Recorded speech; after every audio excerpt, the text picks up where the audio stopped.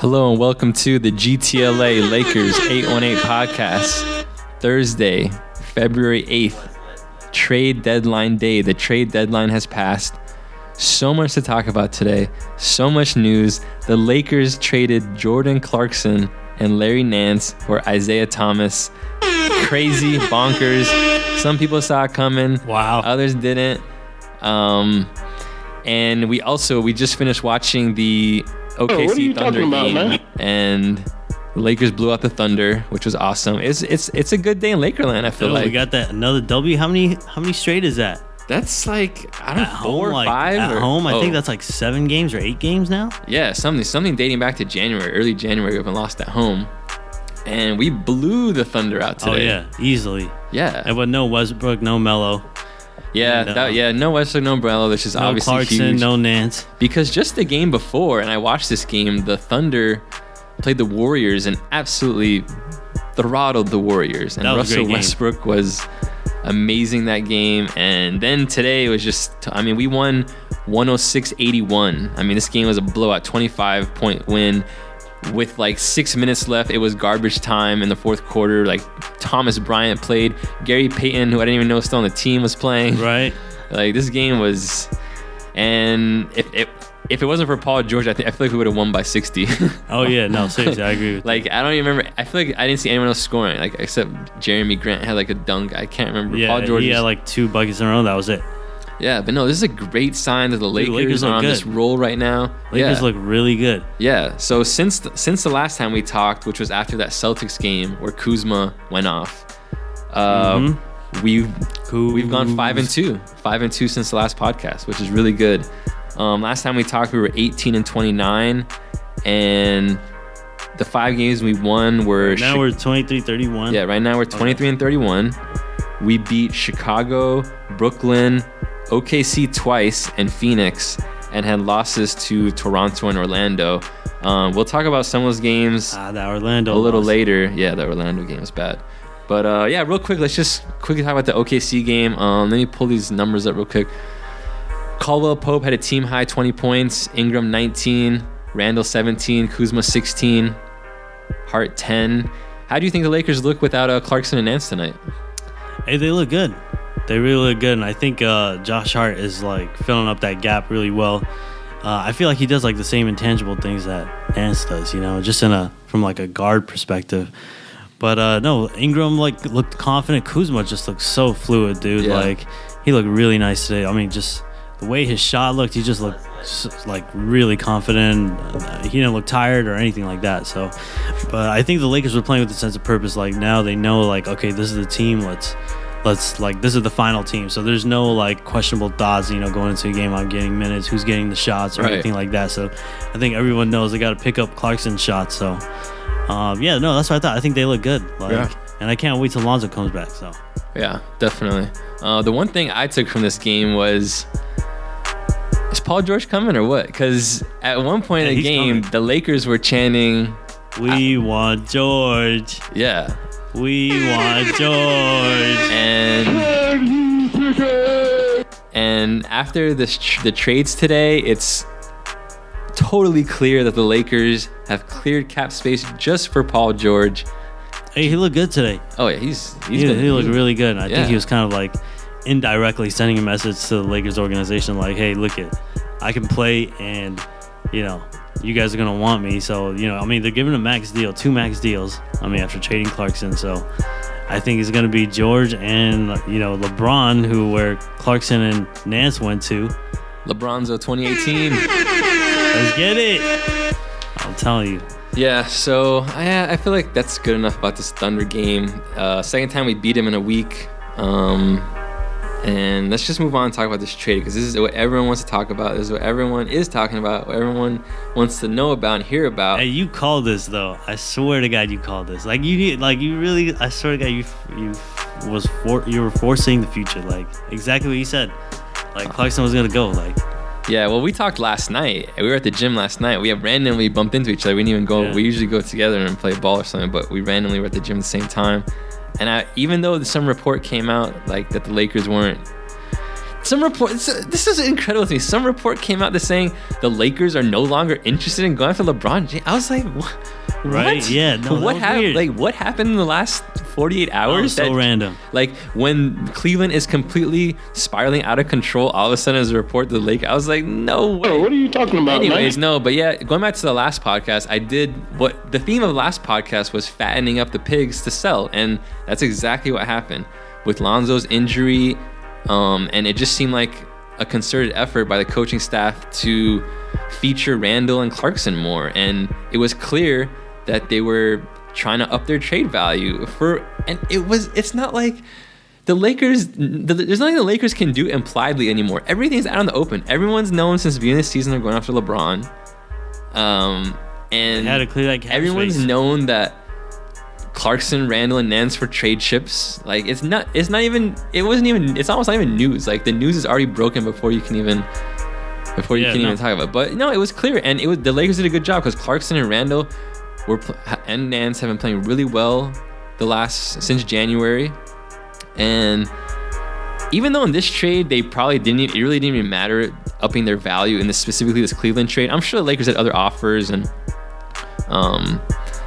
yeah, but no, it was clear they were trying to and in fact the Lakers did try to trade Jordan Clarkson like a week ago for Avery Bradley. Like, that was a legit thing that happened. Yeah, I didn't even know that. Before Avery Bradley got traded in the Blake Griffin trade, Blake Griffin was traded for Tobias Harris and Avery Bradley. Basically, the Lakers offered Clarkson for Avery Bradley to Detroit, and Detroit declined. Like, that's what happened. Like, it was a completely true report. Everything about it was true.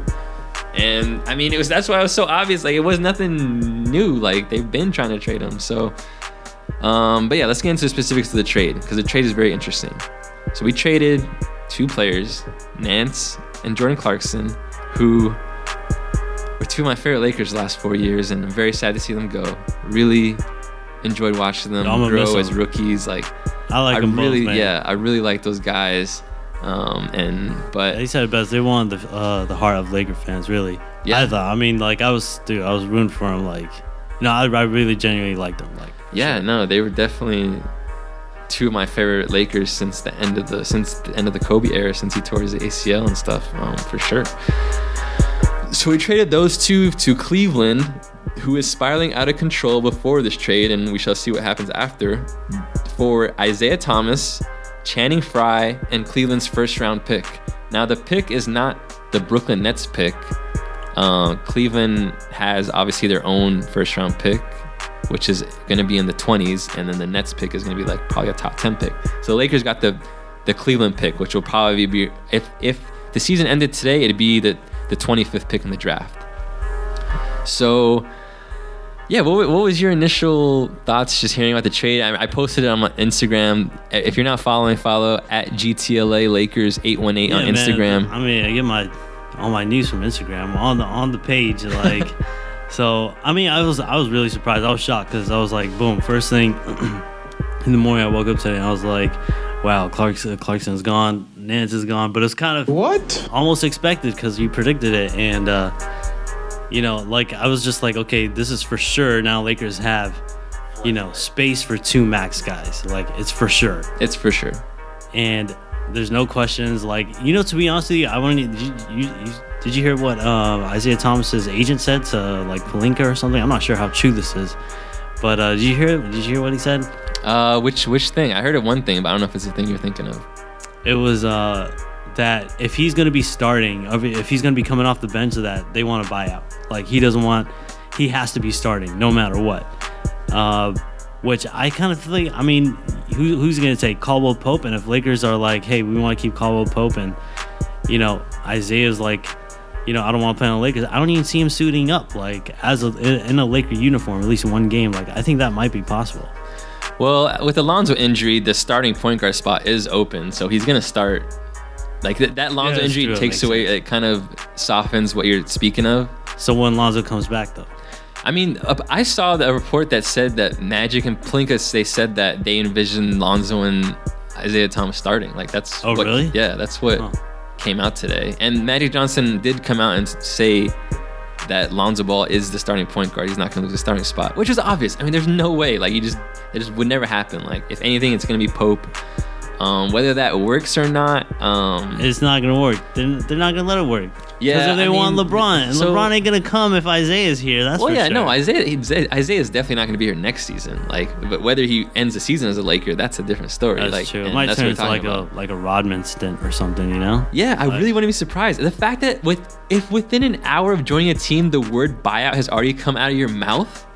Come on, right? Like you're already giving all the signs. Oh, what are you talking about, man? You're already giving all the signs right there that you've already laid your path almost. Like, no one does that. No one's like, start me or I want to buy out. Like, what? Like, we haven't even shook hands yet. Like, come on, like, what are you talking about? And drama is no strange thing to Isaiah. I've read reports before when he was on Boston that a lot of the Boston players didn't really get along with him, didn't like him, and then just right before this in Cleveland, they had the team meeting where he called out Kevin Love, even though he was the new guy, and he's not playing well at all right before this, and yet he thinks he can call out someone who has won a championship, right, and has been with Cleveland. He's got pedigree, like he's got pedigree, and like so Isaiah, like, drama is no strange thing to him, and even the controversy with the Paul Pierce tribute thing, I think I actually blame Isaiah for all that. You know, the whole thing about what? So. Remember that whole thing, like, Paul Pierce was like, oh, I don't want Isaiah tribute on mine because he's having his jersey retired. Oh, right. Yeah. Right. But the reason that happened is because when Isaiah was healthy and he could have played in the game against Boston, he was like, oh no, I'm just gonna sit this game out. Oh yeah, I remember that. I think, dude, I was watching. I wanted to see that game, really. Yeah, I think we watched it. We watched it. It was kind of like funny. It was kind of like weird that he didn't play when I think he played the game before. Yeah, he played the next day. Like, he was the next day. Yeah, he was good to go. Yeah, he was good to go. But he said, oh no, I want my family to be there, and I'm just not gonna play so that I can wait. And no, it's not like that. No, when your tribute video comes, you don't tell them, oh, my family needs to be here, and I want to be. I want to be playing and be at MVP level. That's what he said. Like, I'm telling you, this guy, my prediction, honestly, and we were talking about this, and you've already hinted at this in your opinion, is that, I think he's going to get bought out before the end of the season. Like, there's 0% chance, Laker fans, 0% chance that Isaiah Thomas is on the Lakers next season. But this season, God, seriously. Yeah, like, I'm worried. I was really even worried, if he finishes the season with the Lakers, like, no one wants.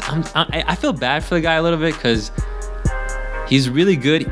Laker fans, if you're not aware, he made the last 2 All-Star games. He was All NBA second team last season. He was amazing. And he was amazing. Fifth in MVP voting last year. 5th in MVP voting behind only Westbrook, Durant, Harden, LeBron. Like, that's how good he is and was last season. And the Celtics were the number 1 seed last year, and he averaged 29 points a game last year. So this guy is not a scrub, like, but he's only 5'9", and he's not strong at all. And at the end of that Orlando game, he was getting subbed out after every defensive play, every defensive possession. Tyrone was trying to take him out. Like, you can't win like that. And and it's just not his fault that he's so small. But no, believe me, anyone who has basketball sense, and Magic Johnson has a lot, knows that just this alone, just his size alone, you're not going to pick this guy to run on your squad. I'm just sorry. It's just basketball. It matters. Everybody knows he's not going to get a max deal from the Lakers. Oh yeah, no, dude, they're not even going to offer impossible. Jack. No, okay, no. Our prediction. We're predicting here.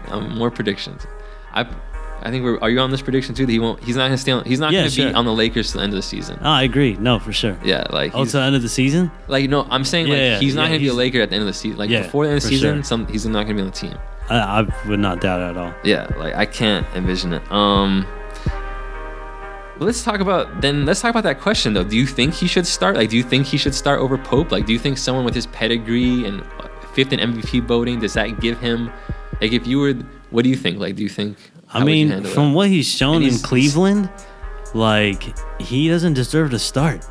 Like, you had, I don't know how many games. I think he played like a handful, like 10 to 15 games, something like that. But he didn't show anything. Like, he didn't show anything. And I know, like, coming after an injury, that's tough. Like, but I don't think he should be starting. And I think if he can prove that he can, score, like, I don't know, 20 games efficiently, and I don't know, just look perfect with the Lakers, which I totally don't envision happening.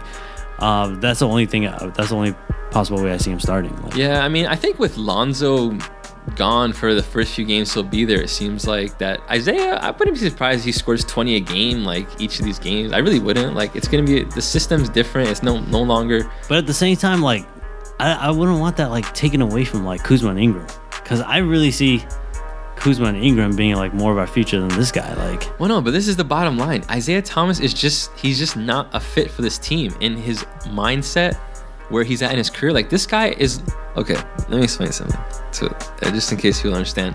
Just even the backdrop of this trade, why this happened. If you're a Jordan Clarkson fan, you might be scratching your head. It's all about shedding cap space. Basically, this is how it works. Jordan Clarkson signed a 4-year deal last year. This is the second year of the deal. So that means after this deal, Jordan Clarkson is on your books for 2 more seasons guaranteed. Now, that money guaranteed next year, that $12 million he's owed, cuts against your cap space. And so what you do, the strategy is you trade that longer term deal for an expiring contract. What is an expiring contract? What does that mean? That means Isaiah Thomas, at the end of this season, his contract is done. Like, he's off the books, which if Clarkson was here at the end of the season, he would still be on the books for the next 2 years. That's generally how it works. So Magic Johnson just wheeled and dealed, just did it like, okay, we're going to get this expiring. Isaiah Thomas has no, like, he has no, like, he's not a part of, he's basically not even on the Lakers, like, is what I'm saying. Like, like, the whole trade, if any, it's really about the draft pick even more than Isaiah. Like, it's first about shedding the cap space, but number 2, the main thing, that's why Magic Johnson was so smart. He got that draft pick. That's what's so key, because the Lakers don't even have a first round draft pick this year. Yeah, they don't have a draft pick, so you just replenish your draft pick. Like, that's amazing. And why is that also amazing and key? Just look at what Magic did last year in the draft. Last year, Kuzma was the 27th pick. Josh Hart was the 30th pick. Like I said earlier, if the season ended today, we'd have the 25th pick. So, hey, Magic knows how to draft. And Magic knows how to draft, just like we did last year. Even Thomas Bryant, I mean, he's been good in D-League. He hasn't really a chance, but he seems like a good player. Like, dude, Josh Hart, dude. Hey, he's coming along really well. I'm so excited for him, dude. We're gonna talk about Hart for sure. Josh Barkley. Yeah. Josh Hartley. Yeah.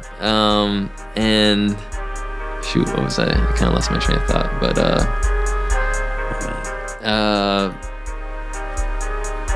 yeah, well, what I don't know, but let's talk about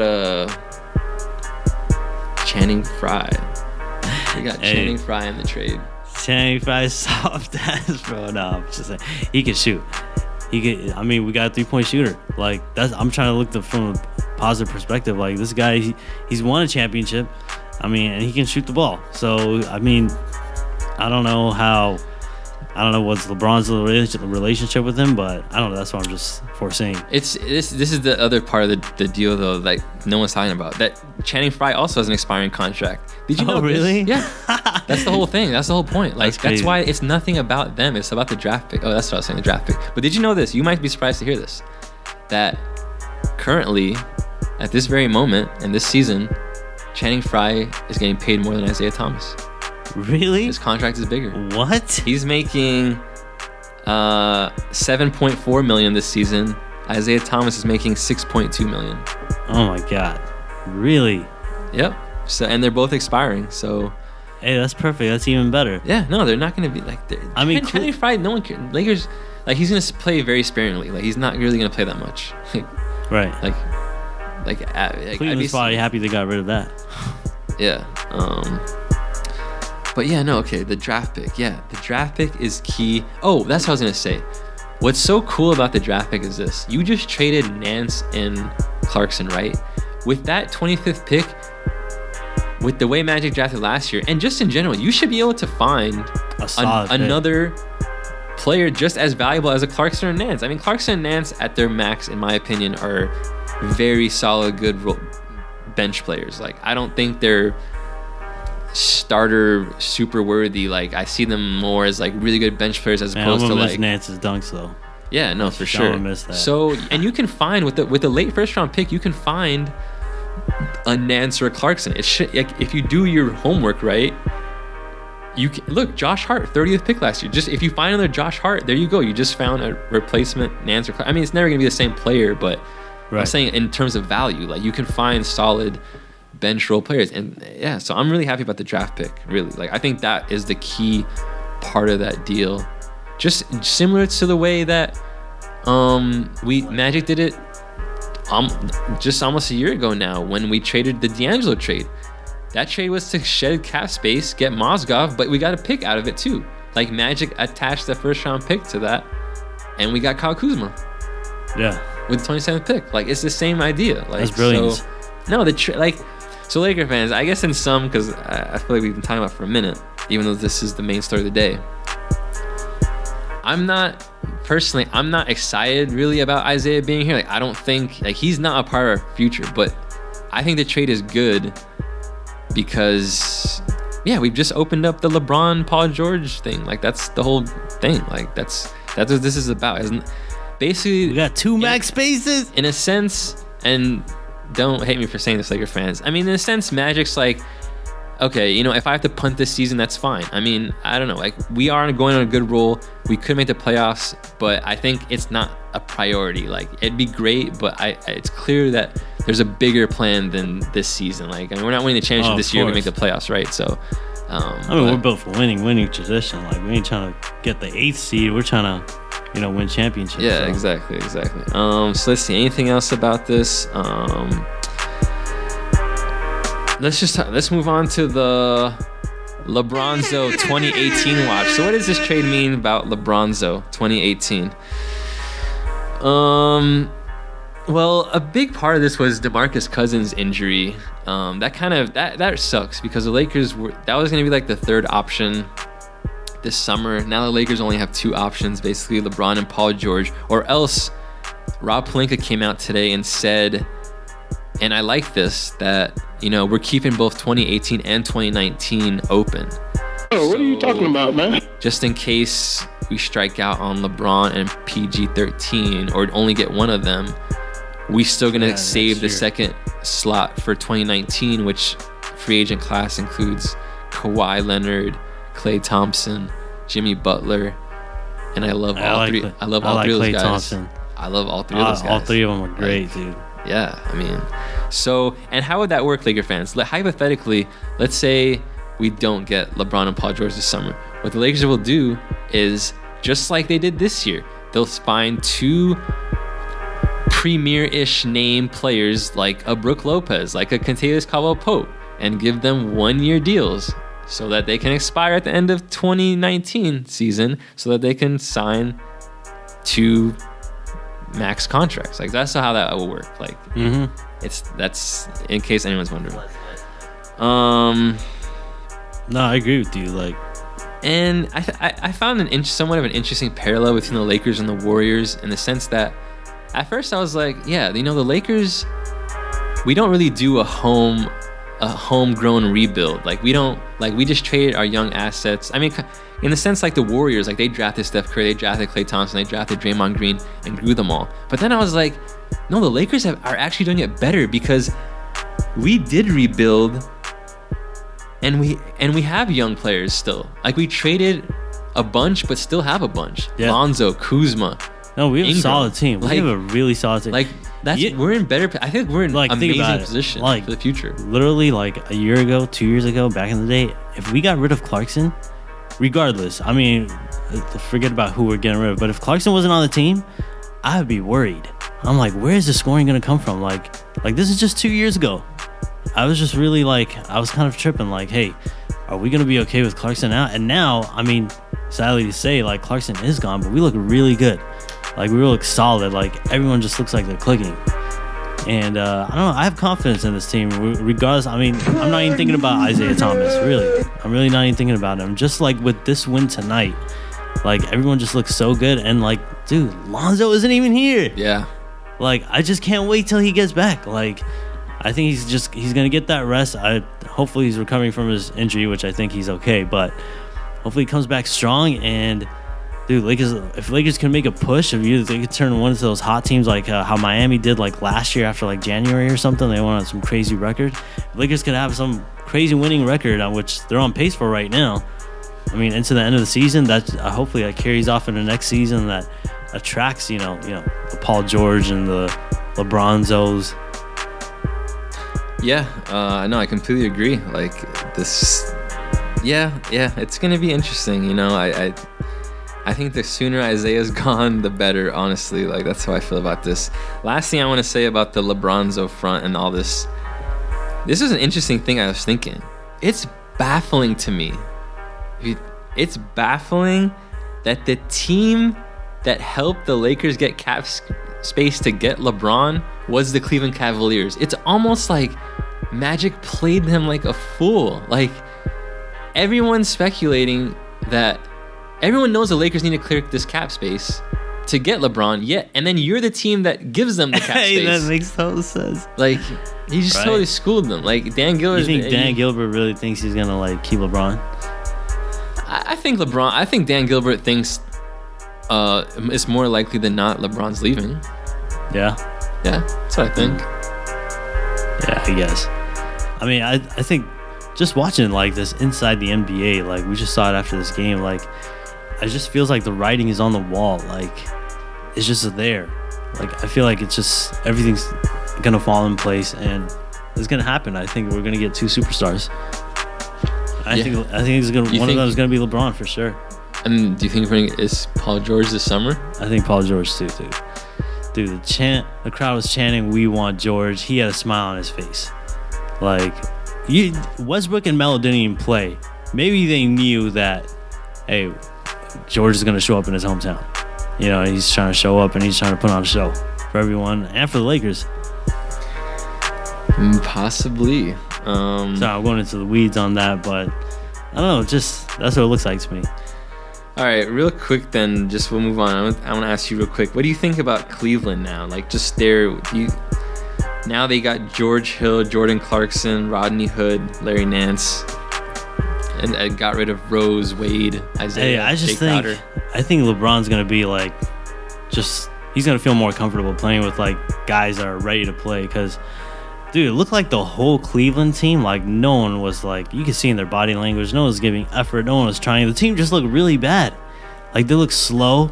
No one can make a shot. Like Derrick Rose just looked terrible out there. And, you know, they got a whole revamp. And I think these guys like Clarkson, Nance, who do they get? George Hill and Rodney Hood. And Rodney Hood, right? Yeah.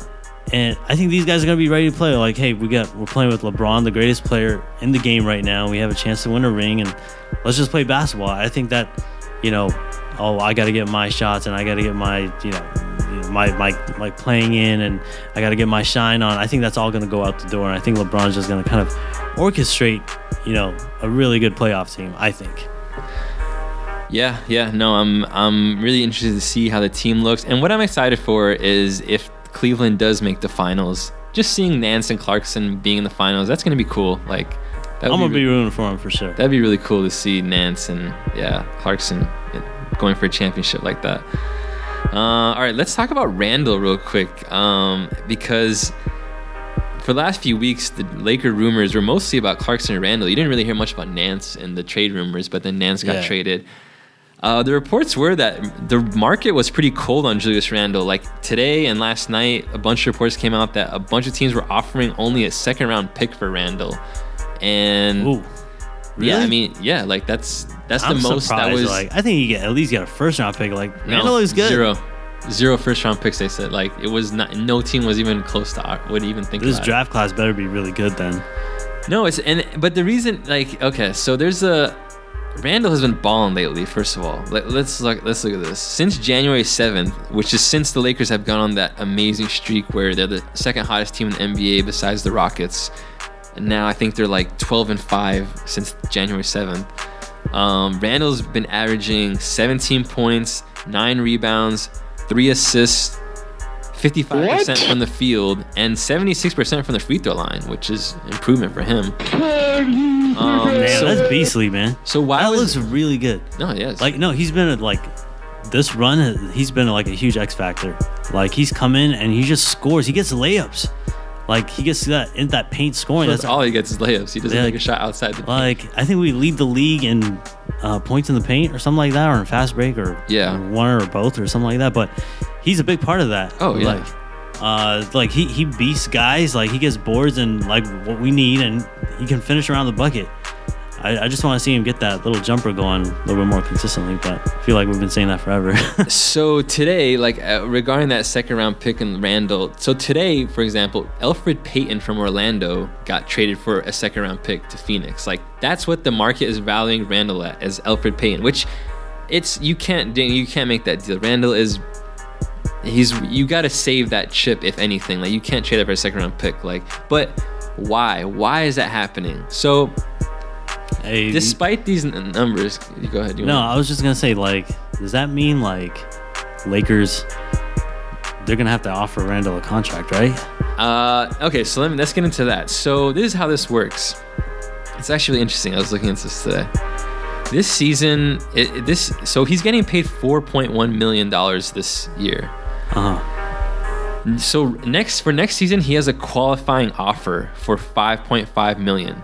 What a qualifying offer is, it means that Julius Randle can agree to stay for just one more year for that $5.5 million, like on the cheap, and then go into unrestricted free agency after that. So an unrestricted free agency means Randle is just free to go anywhere. Like the Lakers cannot rebut any offer. But if Randle doesn't take that qualifying offer, if he says, no, screw that, I want my money now, then he becomes a restricted free agent this summer. Which means if the Lakers can offer him anything, or if another team offers, the Lakers have to match or beat it to keep Randle.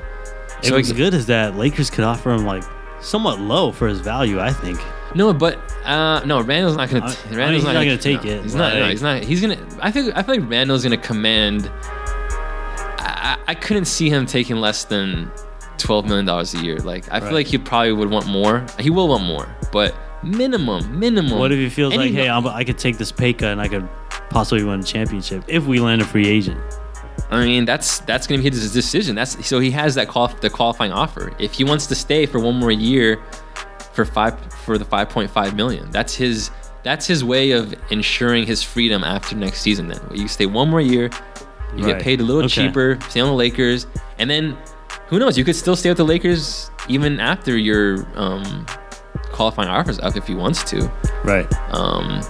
So yeah, it's going to be an interesting decision. I mean, if I had to make a prediction, I don't think he's going to take the qualifying offer. Like especially after what he's doing, like he looks like a really good player. But let me add, there's another reason why Randall's being only offered second round picks, because everyone knows Randall's going to free agency this summer, so no one wants to trade for him because you might lose him at the end of the season. Like that's another reason why he's not getting traded. So no, I mean, even though the market's putting Randall as a second round pick right now, he's gonna get paid dollars. Like I mean, just look what he's doing. I mean, he's gonna get paid. No, for sure. Like probably his around value $15 million. Really high. I think easily 15, 20. If you have the option this year, some team would give Randall a 4-year, $15 million a year contract. I'm sure. Like, yeah, definitely. No doubt. But I'm glad we got him for now. So yeah, all good.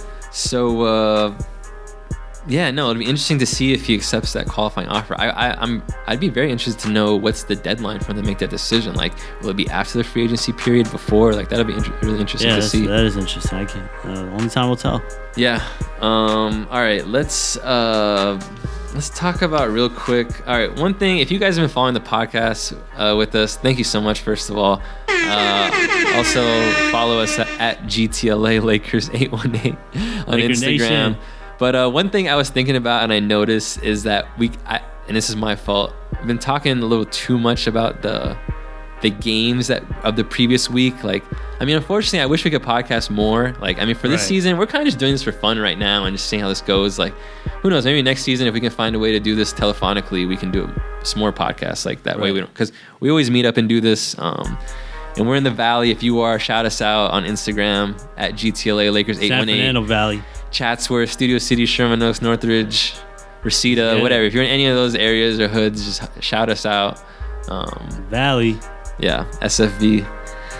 But yeah, no, what I was saying is, so I'm going to try to speed through the games a little more, just talk about the main theme of them or if anything big happened. So let's start this off. So like I said, at the end of last podcast, we talked about the Celtics game. The next game after that was the Chicago game. That was a game we won. We wore the black jerseys. Right. We won 108, 103. Some interesting things in this game. Brook Lopez likes playing against his brother because he had a good game. This game was the first game since the last time he played his brother, November 21st, that he had 5+ rebounds. Why is my TV going off? Hold on 1 second.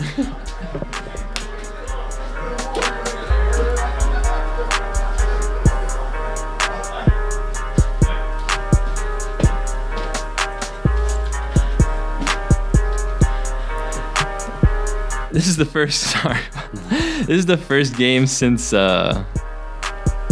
he played his brother last time, November 21st, that he had over 5 rebounds. Yeah. And he ended with 17 points, 6 rebounds, 2 blocks. We were up the whole game. He got over 5 rebounds? You said, okay. Is this for real? First time since before Thanksgiving that he had more than 5 rebounds. What? And oddly, how odd is that? Against his brother was the last time. Like, that means he's just like, I don't even know what that means. Like, he's getting up for my bro. Oh, I got 6 rebounds, bro. Like, come on, man, you're 7 foot. Magic better talk to him. Yeah. The Lakers were up the whole game, but we almost blew it at the end. Nikola Mirotic, this dude caught on fire. Yeah, he had a couple shots on the fourth. I remember that. The Bulls hit 17 threes in this game, compared to the Lakers' 5 3-pointers. And 3-pointers is one thing we were talking about today in the OKC game. I mean, they were knocking. They were making their threes, and they look so much better doing it. It's not just, it's making it's one thing, but it's also taking it. Like, they're actually, you know what I mean? Obviously, you have to take threes to make them, but they're not taking. It's like they don't give themselves a chance, I feel like, in this season, like, to even make threes. They don't shoot enough. Yeah, no. Dude, Ingram was shooting with, like, guys like, I mean, a little bit of space, like he could get the shot off, but I was surprised. Yeah, today. It's okay, yeah. And it looked good. Like, and he made a couple. Like, he made what? I think he had 3 threes tonight. Yeah, at least. Yeah. But no, he looked good, and I was like, we haven't seen this the whole season. And even KCP hit a couple. Kuzma was looking good. Like, they're all knocking down. Like, all right, let's then. We gotta start shooting some threes, and look at we end up blowing them out. Let's just segue before. Okay, let me just finish with the Bulls game, and then we'll segue into this 3-pointer topic because I'm ready to tackle it right now, and specifically with regard to Brandon Ingram. All right, but yeah, Ingram in Chicago game had 25, 9 and 5, killed it, and we won that game. All right, let's talk about Brandon Ingram. I have some very interesting numbers. Yeah, Slender Man. I have some very interesting numbers here. Stay off the weed. So you're gonna be blown away by this. I'm telling you, this is shocking to me, and it seriously is a problem for me. This is a big problem. Brandon Ingram not shooting 3-pointers. Last year, in his rookie year, Brandon Ingram averaged 29 minutes per game and shot 2.4 threes a game. Hey, he was shooting. No, look, you listen. That's not enough. That's not little. That's not enough. No, but listen. It feels like it's more than what he's shooting now. No, yeah, no, listen. Last year, 29 minutes per game, shot 2.4 threes a game at 29% from 3-point line. This year, ouch, he's shooting 35%, much better, and playing 5 more minutes per game than last season, but's only shooting 1.6 threes a game. Oh my God. How is that possible? How is that possible that you went down from 2.4 threes a game to 1.6 when you're playing more and you're more featured in the offense? Like, I don't know if it's like, to me, it's you think like, that's Luke's call? I think that has to be Luke's call. I don't understand. That's what I'm saying. Like, how can? Hey guys, don't shoot threes. Shoot more 2-pointers. I don't think he's like. It's like I'm just baffled by it because and listen to this. I have even more interesting. That's Ingram's confidence. So listen to this. At Duke, in his one sole freshman year at Duke, he shot 5.4 threes a game at Duke. Wow. Are you serious? Yeah. This year, only shooting 1.6 on the Lakers. And dude, he could shoot that. 5.4 threes a game, shooting 41%. That's crazy. He averaged every game 2.2 threes a game at Duke. This year, he's averaging 0.6 threes a game. That doesn't make any sense. It doesn't. And you would think it would go the opposite way. Like, he's got to be, dude, he should be making averaging 3 threes a game right now. What? Seriously.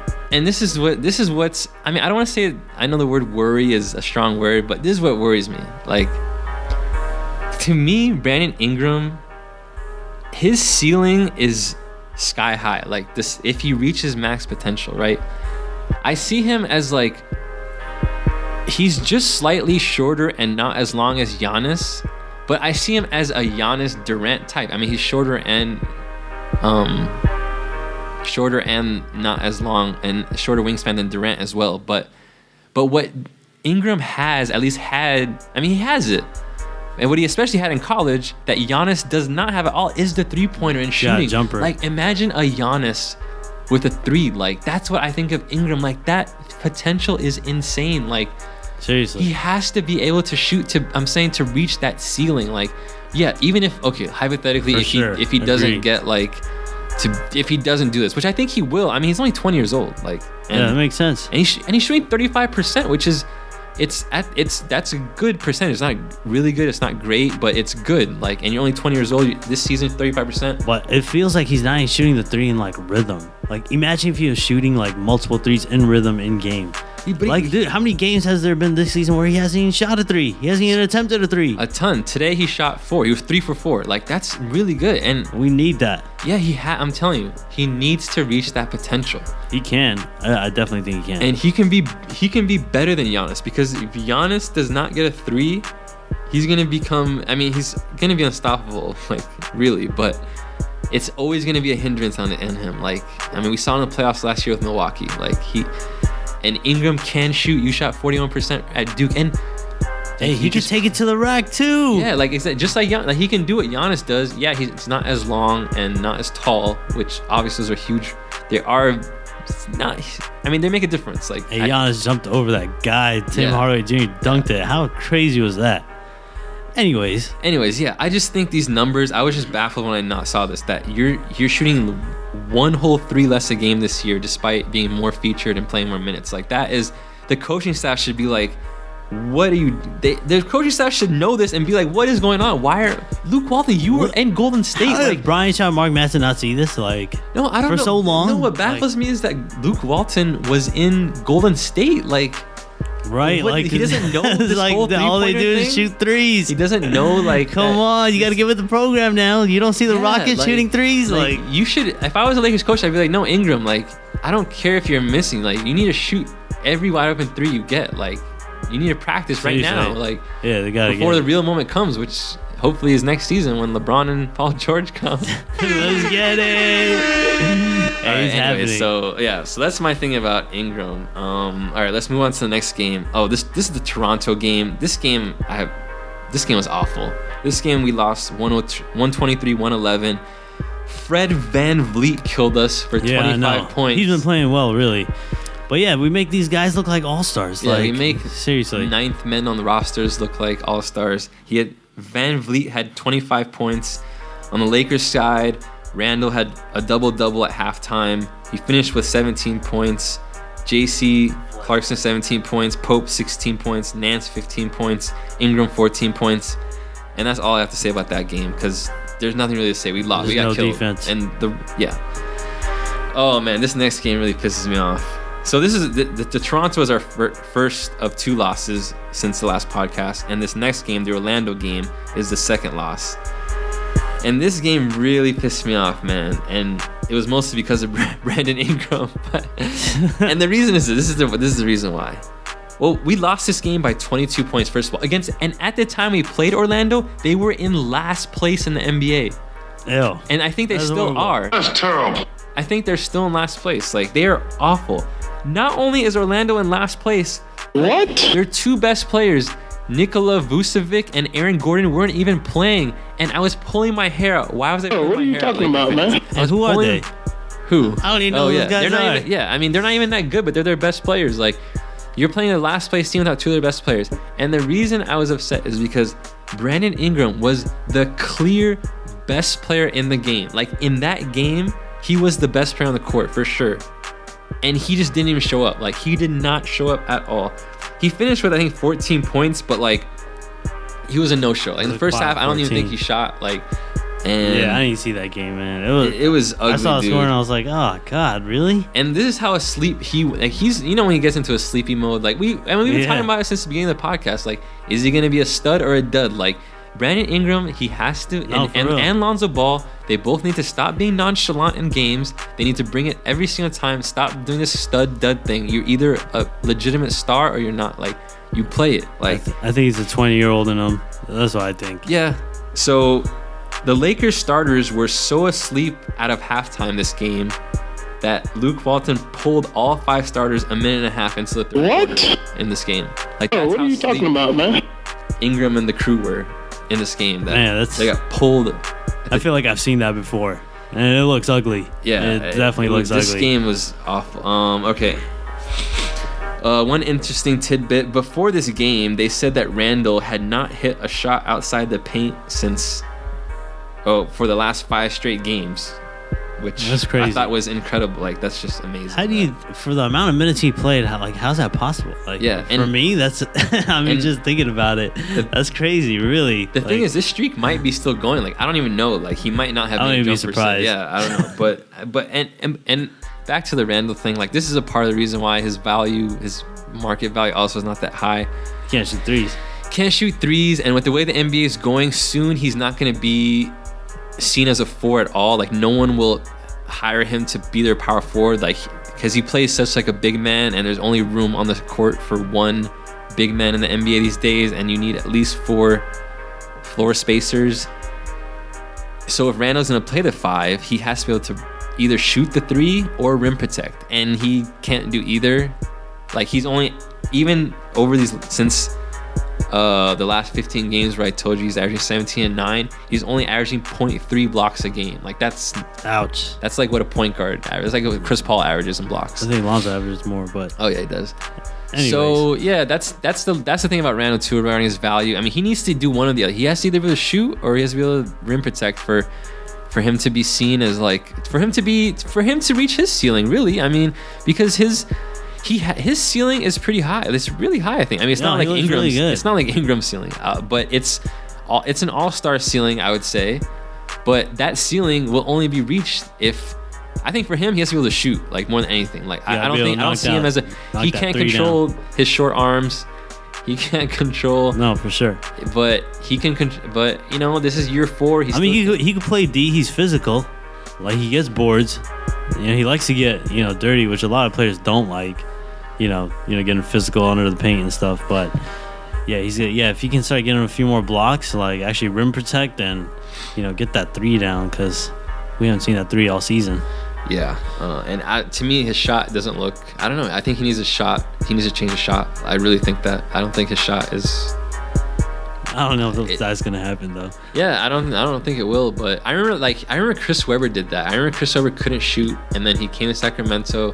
I remember he used to be like a 50% free throw shooter, and he changed his form, and then he was on. Yeah, sure. Like, so it's possible, but he has to put in the work and the time. Like, that's all it is. Mm-hmm. Anyways, in this Orlando game, Randall had 20 and 9. Clarkson had 20 points.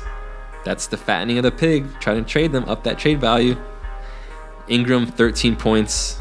Orlando hit 18 threes compared to our 4. What? So that's 2 games I've talked about where Chicago had 17 threes to our 5, Orlando 18 to our 4. I'm sorry, but you're not going to win in the NBA like that. Like, you're just not. It's not going to happen. That's how much. This is Orlando Magic. Like, we always have these games. Like, even earlier in the season, we had these games where, these nobody teams, like, we've had better records against Sacramento and games like we should have won. Like, totally winnable games. I don't know, we just don't show up, and like the other team just goes bonkers on us, like the Orlando Magic. Yeah. I mean, it's a focus thing, I think. I don't know. Who knows? But Laker fans, just to show you an example of how powerful the 3-pointer is. So in a game like this Orlando game where we lose by 22, at one point we were down 29. When Orlando makes 18 threes, 18 times 3 is 54 points. Lakers make 4 threes, 4 times 3, 12 points. So that's a 54-12 difference in the 3-point category. I mean, you're not going to win. You're not going to win. I'm sorry. You're just not. It's impossible. So, Ingram, shoot more threes, okay? All right, let's move on. Oh, next was the Brooklyn game. Oh, man, this one, can we just jump to the end of this game pretty much? Because what is he doing? Like, which the shot, the fadeaway he had at the end? He knocks the 3 down. It looks like he's like taking a hit. Like, I mean, we noticed that the first time too. Remember? And that was against Brooklyn the first time too. Yeah, no, like, I don't know. Maybe he's trying to show that he's hot from the 3, but it doesn't look like it. Hey, he's from North Hollywood, so he's from the Valley. He knows what's up. Bro, so this Brooklyn game, we saw D'Angelo again. D'Angelo had 15 points, whatever. I mean, he's coming back from injury, so he needs to warm up. But again, just like last time, it felt like even more closure. Like I mean, it's been closed, but D'Angelo is done. I mean, it's been done, but done. It's like no one cares. No one even cares anymore. Yeah, no one cares. Like, okay, so what? And I love it. What a good! It was such a good trade. Like, it was a great trade. We got Kuzma out of it. I mean, yeah. So on that note, like, don't worry about Clarkson going for Laker fans. You know. Yeah.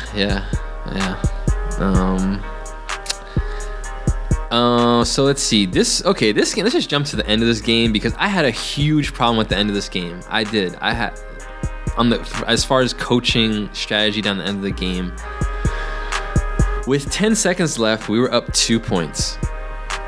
And Brook Lopez shot like a fadeaway. He missed, and we got the O board and called a timeout basically with like 10 seconds left. So we're up 2. And then we don't sub out our bad free throw shooters in the game. Like, even though Randall, I don't care that he's been shooting 75% the last 10 games. Like, he's not a good free throw shooter. If I was the coach, I would have immediately subbed Kuzma in for Randall, and I don't remember who else was in, but anybody who was bad at free throws that was in the game where we're up 2 with 10 seconds left, I'm going to put our best shooters because they're going to intentionally foul. We don't do that. He keeps Randall in. Randall gets the ball, and then you inbound the ball to Randall. Like, how is that the play? Like, he's a bad free throw shooter. He gets fouled. He goes to the line. He makes 1 of 2. So we only 1 of 2. Yeah. So we're up 3. That's terrible. So basically, if Kuzma was in or any shooter, Pope, I think it could have came. I don't know. Pope. Dude, that happened the other game too. I could have sworn. Like, who was it against? The one where Pope came in. That one. Where Pope came in. Even the other game where Kuzma was going off against Boston. Yeah. Like, at the end of the game, like, they didn't inbound the ball to Kuzma. Like, he's the one on fire. Like, he's on a roll. He can make free throws. And, like, instead, Kuzma's inbounding the ball to Randall again. Or, I don't know, but it wasn't to Randall should a good free throw not be shooter. shooting clutch free throws. Like, he shouldn't even be in the game if you Agreed. can. And the Lakers had a chance. And so he only makes 1 of 2. What does that mean? You're giving the team a chance to send it to overtime now. Okay. And then it gets even more baffling to me.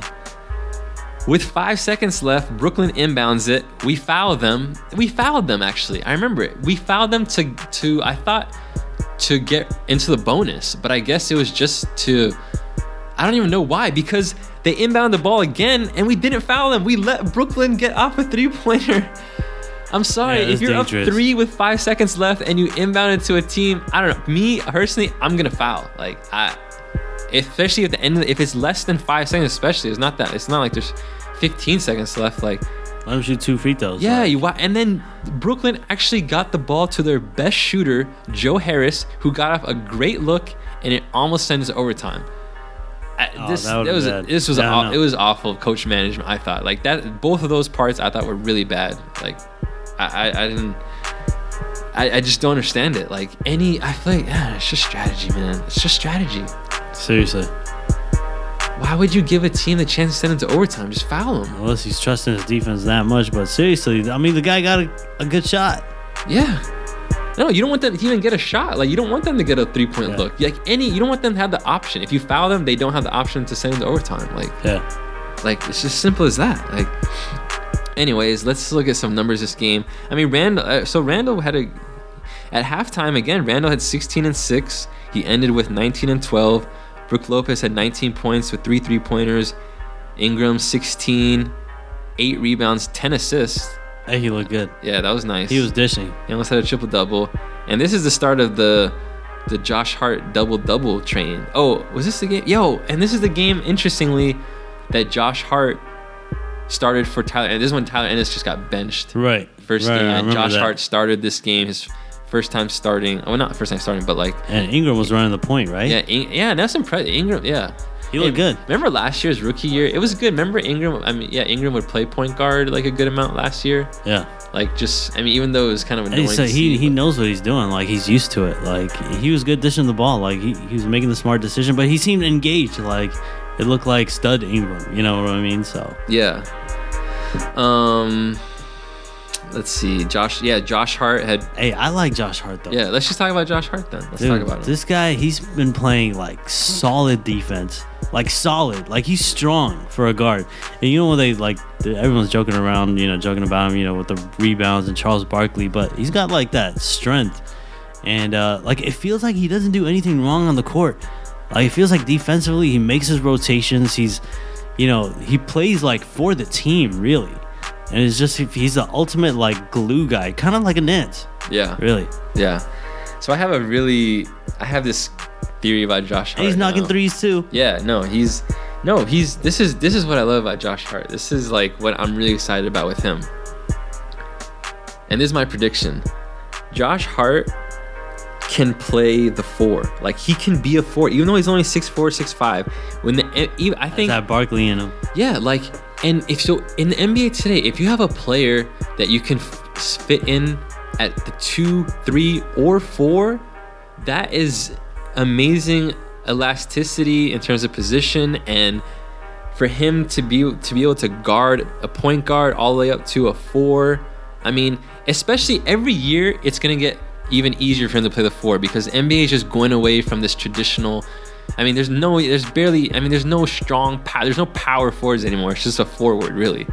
And I really think Josh Hart, you're gonna see him at times in the future more like playing the 4, like, and just I'm saying he can run. I'm saying when you need him, if you need him to. No, he's strong. Like he's got a strong base. Like he can really like body with these big guys, know. And listen to this. And he can run too. Like he's like if you gotta switch him on a screen, like he can run out. Like he's agile. Like I don't know. He's getting boards. Like what's his rebounds? Yeah. So listen to this. I'm gonna give you some crazy numbers. So look at today. Today he had, and we're talking about he's a really interesting 3-and-D guy.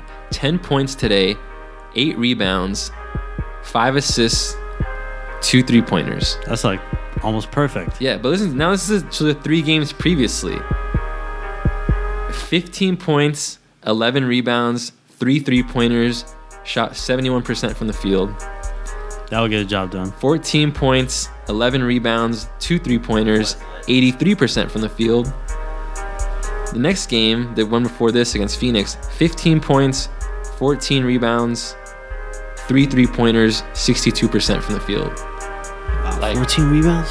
So this percentage is like off the charts. So he's averaging like basically over his last 4 games about pretty much his averages are 13 points, 11 rebounds, shooting like 70% from the field, basically. That's ridiculous. In his last 4 games. I think his turnover numbers are low. Like, I mean, it's got to be. It feels like it is. And that's why it's so. Yeah. Oh yeah. Yeah. No, I don't have his numbers, but yeah, he doesn't really. He's one of those guys. So at the least, he's just a neutral. He's not a negative. Like. Yeah. But he's been positives all lately. But this is why Laker fans, why drafting good players is so important. This is why you can afford to make a trade for Clarkson and Nance. Because guess what? Josh Hart is basically Clarkson and Nance combined. Yeah. No, for sure. Like he can play the 2. That's what I'm saying. He can play the 2 like Clarkson does. And you can play the 4 like Nance does. And you can play the 3. Like, so now you have your plug and play guy. Like you have, okay, yeah, I have Hart. I shooter. I can trade now my other assets, and that's what business is. Like just think about like business. Like that's what you do. Like it's a 2-for-1 special. Yeah, it's a 2-for-1. Yeah, and it's so. I was kind of low on him coming in. I don't know why.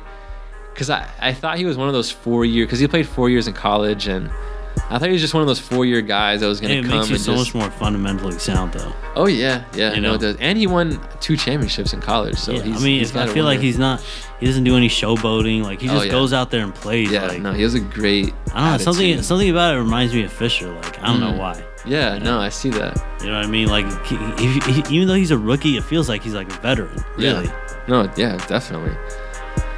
So yeah, no, Josh Hart, you draft well, you make other people expendable. And I'm so excited to see. Magic looks like a genius right now. Oh yeah, he does. He's and all he has to do now is just seal the deal. That's it. All he has to do is just. Hey, what do you think about that Magic? He got just fined $50,000 again. Oh yeah, for tampering. Like, I think it's all part of his master plan. Man, $50,000 is like chump change for him, pocket change. He's like, I'll do it. What did Jay-Z say? What's $50,000 to a mofo? Please remind me. It's a mofo like me. Please remind me. That's pocket change, man. Yeah. I mean, I don't know. I thought it was BS, but at the same time, actually, what's funny is before he even got fined for tampering, when I read the quote, I thought that he might get something would happen because I don't know. It's because You other talk executives about don't- another player yeah, like other that. executives don't do that. Like the thing is, He's Magic talking Johnson about just Giannis, sometimes right? Magic Johnson just sometimes forgets that. I mean, sometimes he's Magic Johnson. You know, just Right. the player and the guy who was a legend in the league, and he's just talking like. I think No, he I mean just- what he said is like almost true, really. Like you can almost go for that. Like, yeah, it was kind of to an extent, but I mean, yeah, you can't expect but it from honestly, a GM or like from a consultant position like him. When I read between the lines, though, I do feel like he's saying like hint, hint, like Oh, of course. I think you're amazing. Like, let's go. Let's Giannis, run. come through. Giannis, come through. Dude, please. Giannis would be that'd be my dream. Hey, it's open. LeBron. We got two Two spaces. Yeah, but he's not a free agent for a while. Oh, how about 2019? No. He's definitely not because no one's mentioned him. Like, Well, you never know when he's a free agent. The which time will be is the there. 2020. But yeah, I mean, no, hopefully, like, yeah, one day, hopefully. Yeah, the tampering. Yeah, no, yeah, whatever. All right, let's talk about. I'm kind of excited about Magic's 25th pick though this year. I mean, Yeah. even though I'm like the season isn't even over, I feel like I really have trust and confidence. I think he's gonna get another good stud. No, you think about it. Like basically, what Magic has to do is just keep doing the same thing. Now you try to find someone of a value of at least a Randall, hopefully better, so that if in case Randall needs to walk, you can just let him walk without any sweat about it. You know? Yep. Like that's what the Lakers should be makes sense. thinking right now. Yeah, like. Yeah, no, that'd be somehow. Imagine if we got another Kuzma in this year. That wouldn't even be fair anymore, dude. That'd be so exciting. Like, Who's gonna be our summer league next year? Lonzo. I wonder if Lonzo and Kuzma will play again. I feel like that usually sophomores play a little bit. Like Ingram played one game, remember, and then he was done. well, he would have played the whole thing if he didn't get that cramp. Remember? Yeah, right. I mean, I think they took it easy. I think he could have played, but they're like, summer league, Ingram, you showed what you could do in one game. Like, okay, that's good now. But do you think though if he had not if it didn't look like he tore his ankle that he would have kept playing? Like I think he would have played the whole thing. Like You think so? Yeah. Like I think that's the only reason they stopped it. Like Yeah. if it wasn't for that, like he was playing already. Like yeah, of course. It's 25 point. Like no, but it's very usual for sophomores to play in it. But it just depends on their health. As long as they're healthy, LeBron, Kuzma, the new guy. I mean LeBron. I said Lonzo. Lonzo, Kuzma, the new guy. LeBronzo? Wait, Lonzo. Oh yeah, Lonzo, Kuzma, Thomas Bryant, Hart, the new guy. Nah, Hart. Well, whatever. We'll see. Anyways. All right. He looks like a veteran, man. Yeah. No, I'm telling you, Josh, dude, I'm telling you, you think about it. If you combine Clarkson and Nance, that's kind of like Josh Hart in one. Exactly. That's why dude, I love it. I just love it. All right, let's talk about the first OKC game. So we won, yeah. And starting with this OKC game and the Phoenix game next, and today against OKC again, Dude, we started making our OKC? 3-pointers. Yeah, seriously. Like this is what made us win this OKC game. I don't remember how many we hit, but Brook Lopez and Jordan Clarkson made 4 3-pointers each. Brook had 20 points, 5 rebounds, 5 assists. Hey, did you notice like a wake-up game. Did you notice though, since Brook Lopez, like some report came out like a few days ago that he was like whining. Oh, no, what? Yeah, like he always looks like he's whining. Yeah, no, but like he was like publicly, like he waved off reporters, and he was like apparently like they reported he was really, being like, butthurt. Yeah, he was being like butthurt about minutes and stuff. Like he only played like 9 minutes in a game. Oh or something. man, But come then- on, guys. Yeah, but then since that, I swear they just give in to these players, because since then, like if you notice, I keep bringing up Brook's name Come on, because some all of a sudden minutes. he's scoring and playing minutes. Like I'm gonna shoot that 3. even how many minutes did he play tonight? Played 24 minutes. That's not a lot, but Hey, sometimes he just comes in and he's just like 3 guys will be around the perimeter, all the guys good, and he's just like throw it up over there. Yeah, He's got that huge arc on he's it. more likely to shoot a 3 if he's 5 feet behind the 3-point line than if he's actually even at the 3-point line. Dude, I think it was this game, like he actually looked really good in the post. Like he was giving Steven Adams work. Like he tonight actually, or the last game? the first yeah. OKC game, Yeah. like on the road, like he looked really good, and he I feel like he should catch the ball more like 7 feet from the basket. I almost feel like he's more effective doing that sometimes. Yeah, I mean, but one thing I do like that he does, in theory, I like this, and this is what Steph Curry and Klay Thompson do, is he does stand like 4 feet behind the 3-point line, and what that does is it just spaces the court even more. Like you're just not going to be able to get out to it. But unfortunately, he's just not that good a shooter. But in theory, it's smart. And Ingram and Kuzma, you saw today, Kuzma shot one of those. Oh yeah, he shot one like 6 feet behind the 3-point line. Oh yeah, and it looked good too. It looked good. It was a brick, but no, but they got to get that confidence to shoot like him, and it just eases the defense, and they got to look for that more. Like they got Brandon Ingram, just like how you said, they got to look for it more. Like take a page out of Lopez's book from standing back there and just do that themselves. Brandon Ingram cannot average 1.6 threes a game in the NBA. Like shoot playing over 30 minutes a game. It should be impossible, but whatever. How many? Yeah. So in this OKC game, Ingram had 16, 5 and 5. Randall 16, 6, 4. Clarkson 18 points. More fattening of the pig. Josh Hart, I said 14-11. And this is the game Jordan Clarkson almost blew this game. Did you see this? Yeah. Yeah, like so we were up 107-99. And again, and Laker fans, Westbrook played in this game and Carmelo. So we were beating them by 8 with 40 seconds left. You think the game would be over? All of a sudden, Jordan Clarkson got 2 bad turnovers within 10 seconds, like just throwaways. One of them, he just threw it away to Paul George. Paul George dunked it. The next time, he threw it away again, and then Paul George eventually made a 3-pointer. So that cut the lead from 108-99, 107-99, 8-point lead, to a 1-possession game, 107-104. Luckily, we pulled it out in the end, but thank God. Yeah, seriously. like it was bad. I mean, yeah, Clarkson. It was just a little scary. Yeah. Now he's getting trapped. Like they were thinking, like he was trying to get fouled, but they didn't foul him. Yeah. And he couldn't get rid of the ball in time, and just kind of like fell apart right there. Yeah. Next game was the Phoenix game. We were also making our threes this game. We killed Phoenix 112-93. We made them our. Hey, so is that 2 blowouts in a row now? Well, I think we won the first 2. Oh no, I mean after today. We played Phoenix last, right? Yeah. Dude, that's the first time in like I can't even remember when we've had 2 blowouts in a row. Yeah, it's kind of weird. It's good. Like I really want to think of when was the last time that happened. Do you think if Westbrook and Carmelo played today, it would have been a blowout? That's tough. Not a blowout, but they could have won. Like they could have won. Yeah, but they probably would have won. I think maybe, but hey, Lakers got it regardless. Yeah. It wasn't just a W; it was a blowout. So. But even okay. I'm not trying to take away from these Lakers wins. I'm just being objective and realistic. Even against Phoenix, their best player wasn't playing, Devin Booker. That's true. And their team is trash without him. Really bad. Really bad. Like the Phoenix wishes that they are not. They wish they were in the Lakers' position. Josh Jackson did look good.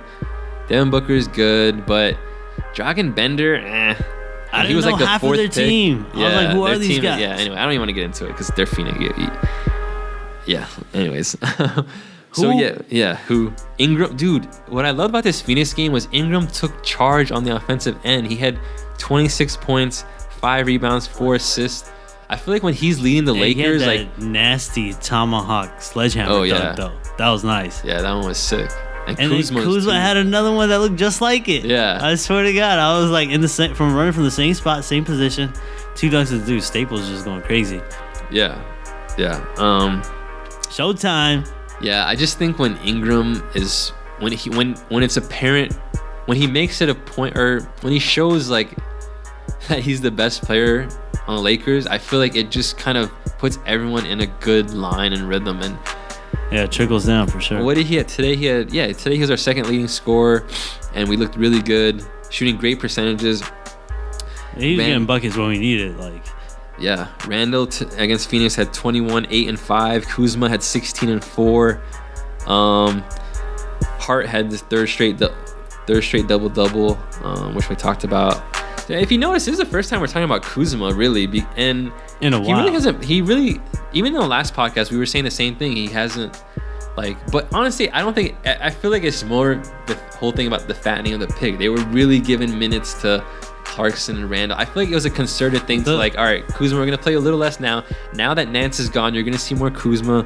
Kuzma today, 16 points in 23 minutes. I mean, the so-called quote-unquote slump that you could put Kuzma in for like the last I don't see it as a slump. week and a half. I mean, some people saying it's rookie wall or whatever, but like today, like he just looked, and it kind of like goes to what you say. Like I think he's just been chilling, fattening the pig, and he just looked like he never like lost a step. Like he just looked almost like at Brandon Ingram's level, like in terms of being the best player on the court. Yeah. And it was clearly both of them, and I think it's really exciting, like when they both gel together and they both play well together. So yeah, I mean the way he was shooting just looked really good. Yeah. And Laker fan, and I'm sad to see Nance go, but I'm We're gonna miss you. At least in place. You too, JC. Theoretically, we should see more Kuzma, even though Kuzma only played. I mean, well, it was a blowout game, but he played 23 minutes. We saw some Zubac tonight. Zubac played 17 minutes. That's a lot. Zubac exciting. We saw Tyler. We talked about this, didn't we? Thomas Bryant. Thomas Bryant we talked about this game. Anyways, what am I saying? All right, so that's that for the games. What else was there to talk about? There was something. Let me look through my notes. Oh, Lonzo Ball. We haven't talked about Lonzo Ball. How can we do a Lakers podcast without talking about Lonzo Ball? Let's do some injury update. Sadly, they're saying it's a chance he could miss the All-Star weekend, but I'm really hoping not, because him, Kuzma, and Ingram are in the Rising Stars Challenge, which is what used to be the rookie-sophomore game, and obviously this is Ingram's last year, so it'd be cool to see all three of them play in this one. Together on the same team. That'd be cool. I'm not sure if he is though. Yeah. I'll start. So there was a quote from Lonzo I found about his injury recently. He said, "I didn't think it was going to be this serious, to be honest. There was never a timeline for it. It was kind of just a thing that came up." I don't even know what that means, but I thought it was going to be dealt with quicker. it was a kind of wait. Okay, you said it was a kind of thing that just came up. Like, okay, so your knee just comes up out of nowhere? Like, I'm trying to put that together. I just can't do it. Listen to this sentence. I thought it was going to be dealt with quicker, but obviously my body didn't react to it that well. Like, oh, okay. React to what? Like, right. Like, was it trying to do some experiment on you or something? Yeah, like I should be back hopefully soon. I don't know. Anyways, I really think he's fine. I think he's okay. I think he's fine too. Honestly, I really. No, look, it all goes down to back what you say, fattening of the pig. Like, dude, Lonzo Ball is somewhat of a ball-dominant point guard. For him to be effective, he needs the ball in his hands. And when you give him the rest, obviously that ball has to be in someone else's hands, i.e. Clarkson and Randall. So I think I really look at the Lakers bringing Lonzo back within the next week and a half max. You think he's gonna be back for All-Star weekend? Do you think he's gonna play a game before? We have only how many more? I think we have 3. There's 3 more games before All-Star weekend. Probably not. Okay. I just really think they're gonna just let the All-Star weekend go. I don't think he's gonna play in the All-Star game, even though I like him to. I don't think he's gonna play, but hey, if he can, you never know. This is just my prediction. I don't know. I feel like they're not gonna. If he doesn't play in one of these next 3 games, I feel like he won't play in the All-Star. They're not gonna let him first thing he does play in the All-Star. Yeah, game. exactly. Oh man, that'd be. You think they're trying to just give that time for IT to get his 3 starts in or something? Yeah, they might just be like, hey, just we don't want to make it look like we're holding out on purpose, so just chill out till after All-Star break. Right? Yeah, no, that's true. Like, it's gonna look like everyone else is gonna look kind of like if funky. he comes back, if he came back right today, after the trade deadline, like next game, what's going on over here? Also, other big baller brand news: Lonzo Ball is having a baby. Oh, nice! Wow, that's I don't know why. With his high school girlfriend, right? Yeah, with his high school girlfriend. They dated since I think they dated since his sophomore year, so 3 years in high school, from what I remember. And I've seen them on Ball in the Family a little bit. They're pretty interesting good for him. couple. Congratulations. So yeah, 20. Yeah, it's funny that the news outlets blow it up, but like NBA players have babies all the time and no one even knows. Like, right? I mean, LeBron had a kid when he was 18, and I'm sure there's dozens of other players that had babies before they were 18 that are in the NBA. You told me what Tatum has a baby too, right? Jason Tatum on Boston has a baby. Who knows? Like, hey, man, they're making money. Brandon Ingram might have a baby that we don't know about. Like, no one ever talks about him. The like, families, who knows? grow the families, at a young age. So it's all good. Good for them. I feel like this is just. They're gonna become the Kardashians or something. Like, not like, of the NBA, of this, because they already have a reality show. I'm just scared. Is that? I hope that doesn't affect him. Like, I really do. I hope not either. I mean, I hope he can stay focused. Like, he is only 20 years old. Like, he's got to stay focused. It's tough. It's tough. Yeah, it's tough. In Hollywood with the spotlight and on the Lakers and baby, and all that stuff going on. Like, it's tough. It is and you're filming a reality show, but I don't know. I think it'll be okay. It'll be interesting to see. I mean, they're not married, so I wonder if he's gonna get married. But whatever. Right. I guess we'll find whatever. Yeah. If we'll know because it's gonna be on TV. Of course. But yeah, on the other big baller front, it's been really quiet with LeVar. Not too much news. They got Melo and Jello in Lithuania. So the one thing I did find that he said that I thought was interesting, I wanted to ask you was, recently they were asked him about Melo and Jello, and he was quoted saying that Melo's gonna stay for a couple years and then try and make his move. He said Jello is a one and done. He's gonna be on the Lakers next year. That's what he said. Really? Yeah. Are you serious? That's what he said. He believes it like that. Jello. And isn't Melo supposed to be better than Jello? Like, yeah, Melo's not even. I mean, Melo's 16, so he's not gonna. Right, that's true. Too young, but yeah. Huh. Do you think he has a chance to be a one and done to the Lakers next season? I don't know, man. Everything this guy said almost came true. So, I mean, you gotta see how his relationship is with Magic. I don't know if Magic is gonna do that. Yeah. I don't know. Hey, maybe if we get two max players, Magic probably wouldn't even care who we get. Like, he's like, all right, it's gonna be more like popularity for us. Like, whatever. If we get two max players, you never know. Yeah, I personally don't think that's gonna happen. But I think what could and might happen is, I think I said this on another podcast. I think Jello has to come with Melo. Like, I don't think he can't come by himself. Yeah, like it needs to be like, all right, Melo's ready. Now we're gonna bring both of them. I don't think Jello can come on his own. Like, I don't think so. LeVar's probably just bluffing. I mean, he almost has to. I mean, he doesn't have to, but whatever. I guess whatever. I mean, Jello's supposed to have his own signature shoe coming out, so it's like, I don't know. Anyways, we'll see what happens with that. But they're balling out there. Every time I see the box scores, those dudes are balling in Lithuania. I mean, I don't really know. I want to watch a game. Like, I have seen some highlights. Melo looks like he's almost playing street ball out there. Yeah, like the way he shoots it, he just like flings it. His footing isn't right. It looks like his body's turned.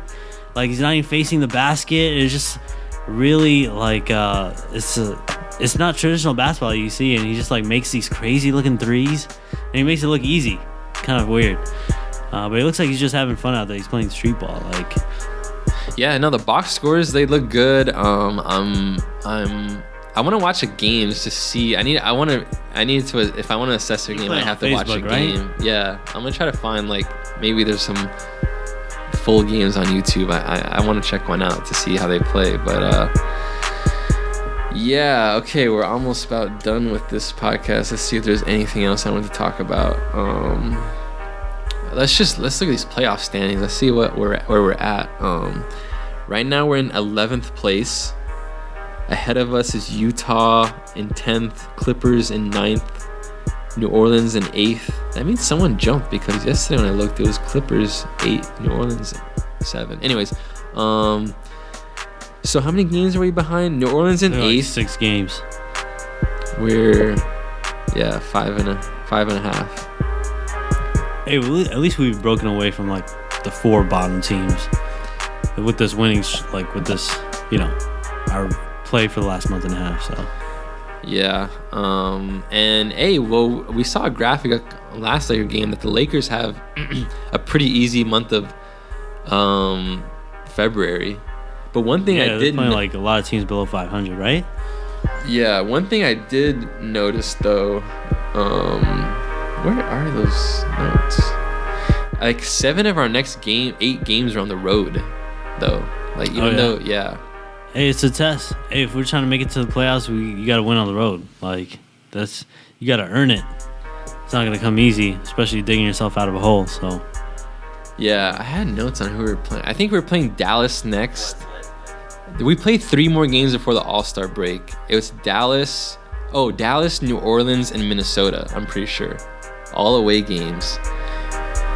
We need to win. We need to win that New Orleans game because New Orleans is in 8th place.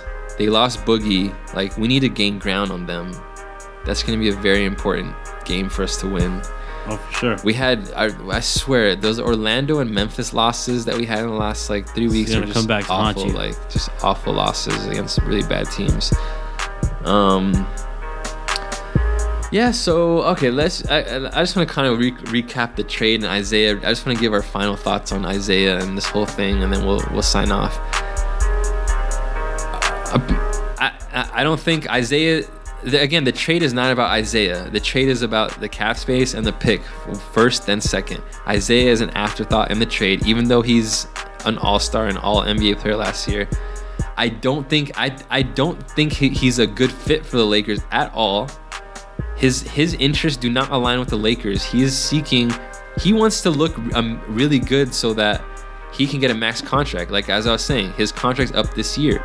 He's due for a contract next year, and Lakers aren't going to give it to him. But I'm saying he's showcasing to the NBA, and he's already been quoted saying when he was on Boston, "Oh, bring in the Brinks truck. I'm a max guy. In his head, he's still a max guy, regardless of the injury, regardless of how he looked in Cleveland. Like to himself, he's playing for a max contract. What does that mean? For him to get that max contract, especially because his reputation has been damaged, he has to ball out. And in order for him to ball out, he needs the ball in his hands. He needs to shoot a lot. Like I don't see this working out at all between the Lakers and Isaiah Thomas.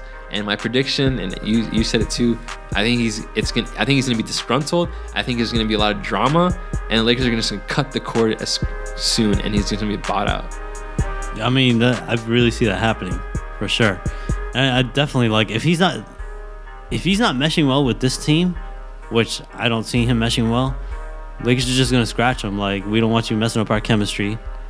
You're not gonna be here. Let our Lakers grow, and you play your few games. You can't mesh well. You can't, be a role player, or just let Kuzma and Ingram get theirs. And if you can't do that, Lakers are just gonna scratch him. Yeah, and it's like you've already threatened me. It's like if I just traded for you, and the first word I hear out of your mouth is, "Oh, play me, or I want to buy out." That means you're threatening my you're starting territory. off on a bad note. Like, other teams aren't gonna like that.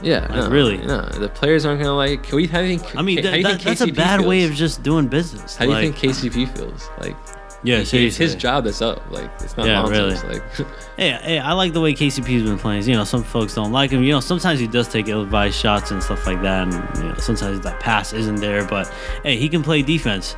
And defense is what wins championships. So I'd take KCP's defense over Isaiah Thomas for sure. Yeah. It really eerily reminds me of that Dennis Rodman stint. We got Dennis Rodman for 20 plus games or something like that. And started in the middle of the season, didn't even finish the season. And it was exciting. It was like, we got this crazy haired guy getting rebounds, but it never lasted. So I really think it's the same thing that's going to happen with Isaiah Thomas, really. Yeah, it's going to be a very interesting shift this season with Isaiah. I'm very curious to see it and watch it. It's going to be very interesting. All right, any final thoughts or anything about Larry Nance, Jordan Clarkson before we sign off? Anything you want? No, man. I mean, I'm gonna miss you guys if you guys are hearing this.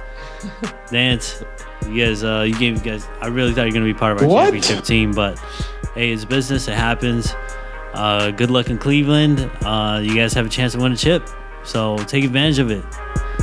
Yeah, you guys are super solid. It would have been great to have seen you remain with the Lakers, but obviously it's not happening. What's so funny? I'm being serious. Are you really? I was. No, I like Nance and Clarkson a lot. All right, anyways, let's just end this. All right. Peace out. We'll see you all. Let's go, next Lakers. week or so. 4-game winning streak, baby. Yeah, let's do it. Let's go on a win. Let's keep this win streak going. What's the real quick? 23-31. No, we're on a 3-game win streak. So what do you think? So we play Dallas, we should win. We play New Orleans, we should win, and we play Timberwolves. I mean, Timberwolves are gonna be tough, but hey, you gotta win those tough games. Yeah. Those are the games you gotta win. Yeah. Who is it? Stay in your lane. Mavericks and whoever else. Like those are the New Orleans. Like we're supposed to win that. Yeah. So we should make that look easy, and then beat the Wolves. Make it look good. All right, let's do it. All right, let's sign off. Thank you for listening. Catch us Instagram at GTLA Lakers 818. And please, Lakers. if you haven't, give us a review on iTunes or whatever you're listening to this on. That'd be great. If you can contact me if you want anytime, Instagram. Just send me a message, a DM me at GTLA Lakers 818. DM me with a question, anything, or just tell me you want to make fun, whatever you want to say, just whatever. And take care, Laker fans, and get ready for Isaiah Thomas. That's terrible. Shout out to the artist that made this beat. The artist's name is Fleslet.